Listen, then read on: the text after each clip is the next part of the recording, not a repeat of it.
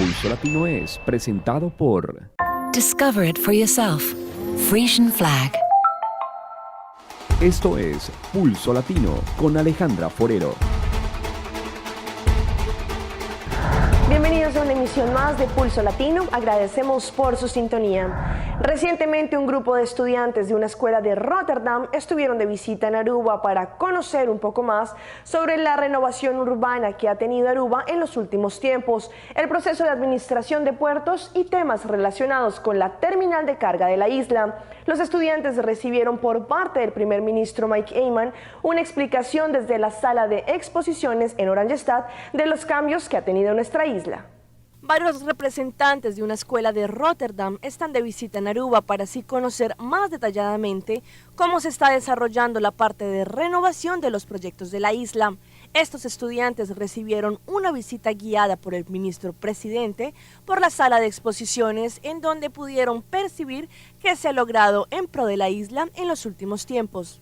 Es súper interesante porque es buenísimo saber que está trabajando por la isla, que está trabajando por la gente, que no solamente le importa el tema del turismo y de cómo mejorar, cómo hacer que más personas lleguen, sino que las personas que viven acá se sientan felices. Y eso pues es algo que no se ve en muchos presidentes ni en muchos países del mundo.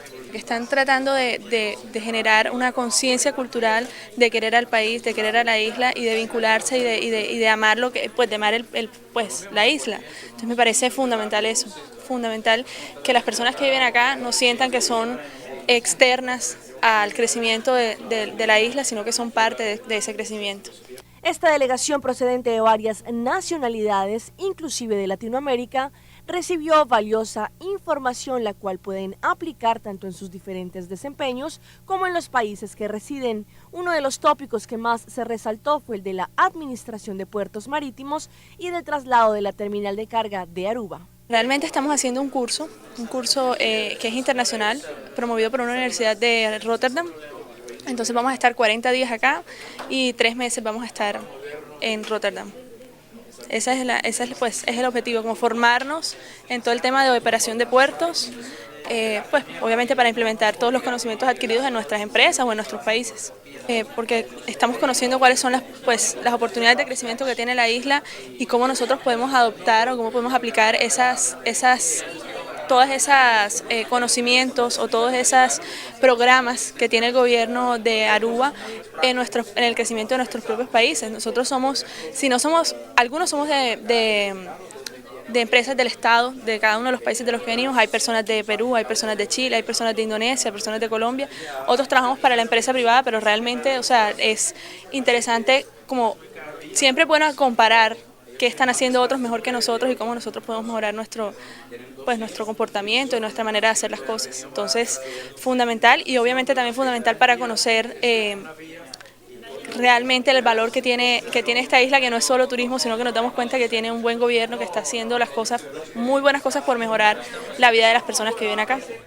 Obtuvimos de manera exclusiva las primeras imágenes que se conocen del allanamiento a la casa de Andrés Sepúlveda, el hacker detenido por la Fiscalía colombiana. Las primeras investigaciones indican que Sepúlveda no solo realizaba supuestas interceptaciones ilegales, sino que además intentaba sabotear los diálogos de paz en Cuba. Las autoridades tratan de establecer la relación del experto informático con la campaña del candidato presidencial para las elecciones de Colombia, Óscar Iván Zuluaga. Estas son las imágenes conocidas en exclusiva por Noticias Caracol del allanamiento a la residencia de Andrés Sepúlveda, el hacker que en este otro video es ingresado al búnker de la Fiscalía por hombres del CTI. En el operativo, los hombres del Cuerpo de Investigación de la Fiscalía registran documentos, CDs, dispositivos electrónicos, computadores, discos duros, varios teléfonos celulares de alta y baja gama, tablets y toman los respectivos seriales. La información es debidamente clasificada.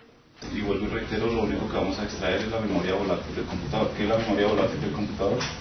Que tan pronto apaguemos el equipo de cómputo, dicha información se perderá para siempre. Los investigadores anotan las especificaciones de discos duros y extraen información de los computadores, como se alcanza a leer en este papel en el que aparece el nombre de Lina Rodríguez, Lina Luna. En las descripciones que están documentando los investigadores se puede observar y escuchar que algunos dispositivos eran guardados en lo que serían pedazos de condones. dispositivo electrónico. ¿Cuál se encontraba en el interior? De un pedazo de ¿qué? De un preservativo. Noticias Caracol estableció que en poder del hacker había información del Comité Operativo de Dejación de Armas del Ministerio de Defensa, donde se llevan los registros de los guerrilleros desmovilizados. Para este martes, Luis Alfonso Hoyos, el asesor de la campaña de Oscar Iván Zuluaga, que apareció en un video con Sepúlveda, está citado para que declare si la información que recogía el hacker terminó en la campaña del Centro Democrático. Jorge Rodríguez, miembro de la Dirección Nacional del Partido Socialista Unido de Venezuela, aseguró que el gobierno nacional no tiene previsto la liberación del comisario Iván Simonovic y otros llamados presos políticos. Insiste que este tema no es debatido en la mesa de diálogo. La libertad de los presos políticos, eso no es lo que se ha estado discutiendo en las mesas de trabajo que se han conformado. Claramente, después de que se dan esas reuniones de las mesas de trabajo, los sectores de la oposición que participan tienen un derecho de palabra y los sectores de la revolución, los sectores patrióticos que participamos, también tenemos un derecho de palabra. El alcalde de Libertador informó que el PSV aprobó el reglamento de elección de delegados municipales. Esos delegados, esos candidatos a delegados serán postulados por las unidades de batalla Bolívar Chávez desde el próximo 8 de junio. Es decir, postulación de los candidatos a delegados el 8 de junio y elección de los delegados municipales con una base poblacional de 70.000 habitantes el próximo domingo 20 de julio. Jorge Rodríguez resaltó que desde el 19 de mayo se realizará la discusión del documento de política internacional para llevar las propuestas a la plenaria del Congreso que se celebrará en julio. Este fin de semana la comunidad gay de Panamá dio a conocer que en Gaceta Oficial fue publicada la ley que prohíbe el matrimonio entre personas del mismo sexo. Las reacciones por esto no se hicieron esperar. La noticia cayó como un balde de agua fría para los defensores de los derechos homosexuales, pero fue muy bien vista por aquellos que consideran que la sociedad panameña no está preparada para legalizar los matrimonios gays. Son los gays, un montón de locos que andan por ahí, ellos no tienen consenso y no son mayoría tampoco. Y siempre nos vamos a oponer a eso. Yo no estoy de acuerdo de eso. Aunque en la calle hay quienes abogan por una sociedad con igualdad de condiciones. ¿Se pueden casar? Sí. Sí, estoy de acuerdo. El presidente electo Juan Carlos Varela se refirió al tema este fin de semana. Yo digo, estoy en contra de que se use la figura de un matrimonio como matrimonio, pero sí abro la puerta para un debate de cómo se asegura la parte patrimonial y se le da seguridad en ese sentido a las parejas. Parte de su futuro gabinete también opinó al respecto. El concepto de familia, entendido como mamá, papá, hijos, deja por fuera muchas familias del día de hoy que son mamá e hijos, papá e hijos, por las razones que sean.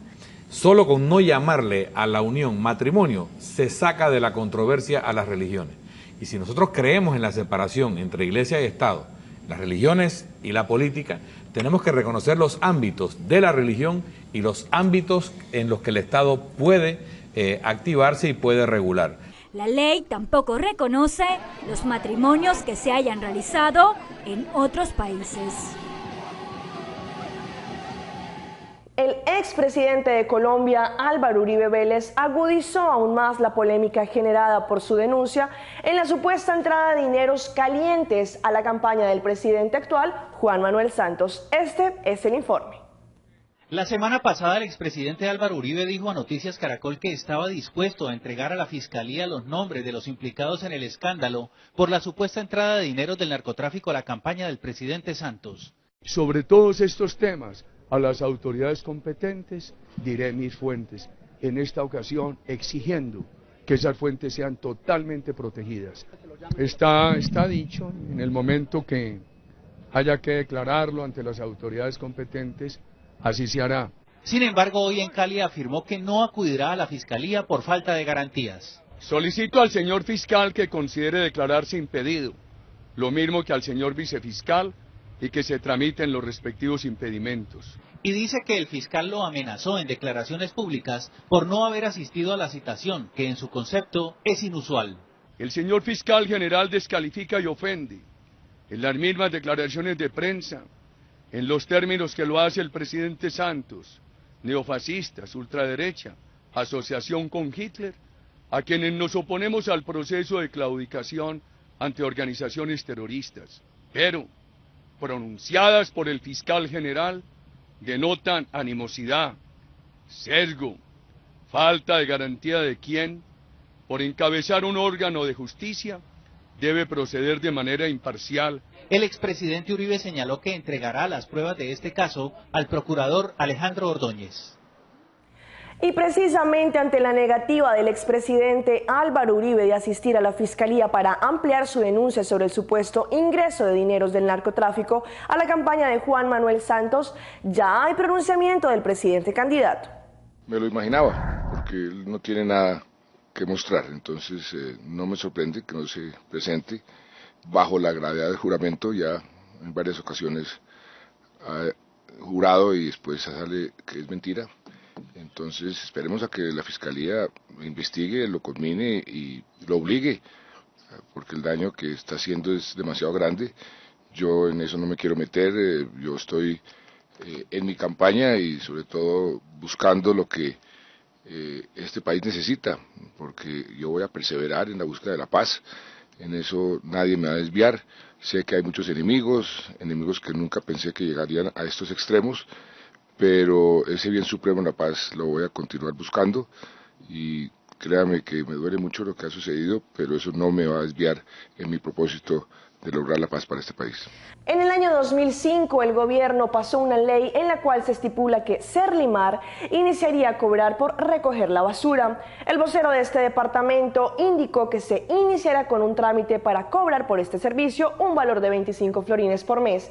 Los usuarios tendrán la oportunidad de pagar esto en fases y vía arreglos de pago. Próximamente el departamento de Serlimar dará más información sobre este aspecto.